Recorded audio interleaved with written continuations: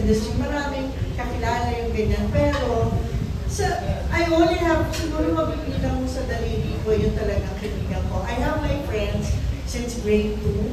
I have 5 of them since grade 2. So, hindi nagbago yun. They're not from the industry.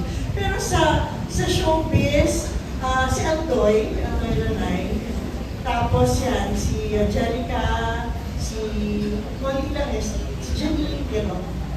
Janine Gutierrez, mga gano'n, yan lang. Pero kami yung talagang, tapos gano'n din, yung matagal hindi nakita, pero pag kailangan na, lalo na siya doon ngayon nasa Subic eh.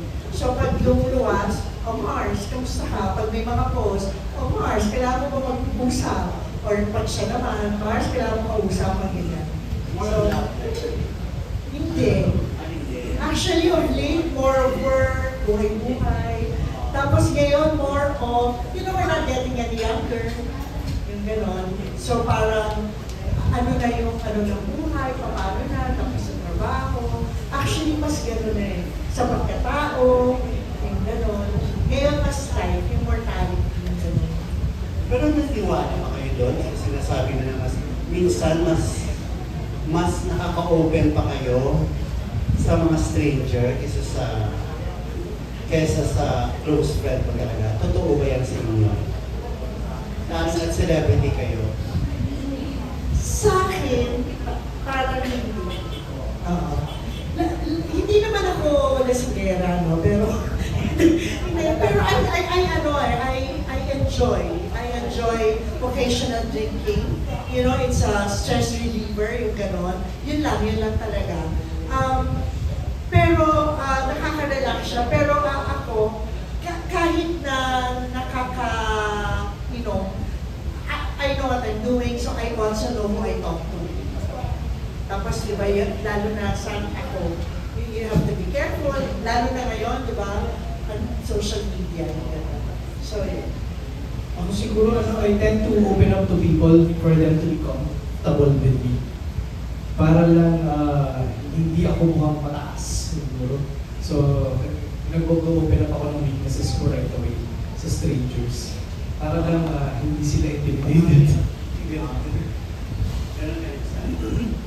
Ako po parang hindi naman po mas maraming nasasabi or mas feeling mo comfortable ka magkwento sa strangers kaysa sa mga kakilala mo kasi walang judgment. Pero siguro may therapeutic side din yung pagkukwento sa strangers kasi para na-evaluate mo yung sarili mo, naging reflection siya, and may parang doon mo ma-realize na ganito ko pala ikwento yung sarili ko kung isusummarize ko siya sa ibang tao.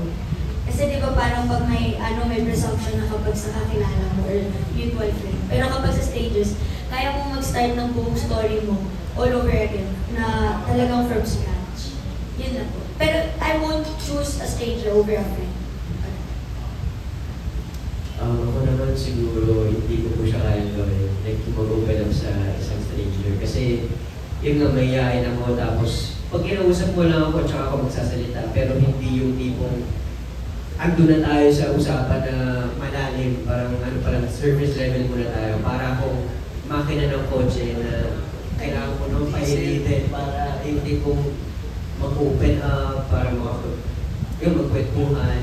Pero, tsaka hindi rin po ako masyadong nailong, kaya hindi ako masyadong kawaling. Pero, yun yung just may yun. Hanchi na talaga, di ba, Miss Pai? Pero, actually, yun yung beauty ng film. Kasi siguro, kasi kami, di ba, as dahil sa trabaho namin, so nahubog na kami or na-condition na mahirap mag-open. Mag-ingat. Oo, mag-ingat. Pero, maybe if hindi ganito yung trabaho, pag pinanood mo, parang ang sarap ma-experience o maging adventure nun. Na, or pwede siguro sa amin pag nasa ibang bansa ka, di ba pag magta-travel ka mag-isa, and then you get to meet a lot of people or you get to meet people from different cultures, tapos di ba nag-share na kayo isang gabi and then you open up. Yun, okay yun. Parang ang sarap ma-experience, pero kung dito, hindi. Pero let's say like me, di ba, it's a dream of mine na, to travel alone, once pala kasi anyway, to travel alone, meet people, meet strangers, and then, you know, you hear about their culture, yung buhay nila, parang ang sarap mangyari. So, ganun yung